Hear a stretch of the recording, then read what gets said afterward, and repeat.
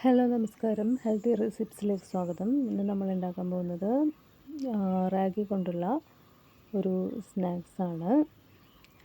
ഇത് കുട്ടികൾക്കൊക്കെ വളരെയധികം ഇഷ്ടമാവും. സാധാരണ കുട്ടികളൊന്നും ഈ റാഗി കൊണ്ടുള്ള സ്നാക്സ് അങ്ങനെ കഴിക്കില്ല, പക്ഷേ ഇത് എന്തായാലും കഴിക്കും. അതുകൊണ്ട് എല്ലാവരും ഒന്നും ട്രൈ ചെയ്ത് നോക്കണം.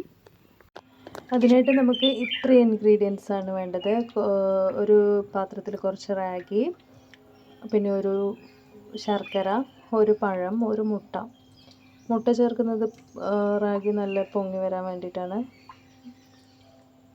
പഴം ചേർക്കുന്നത് റാഗി നല്ല സോഫ്റ്റായിട്ട് കിട്ടാൻ വേണ്ടിയിട്ടാണ്.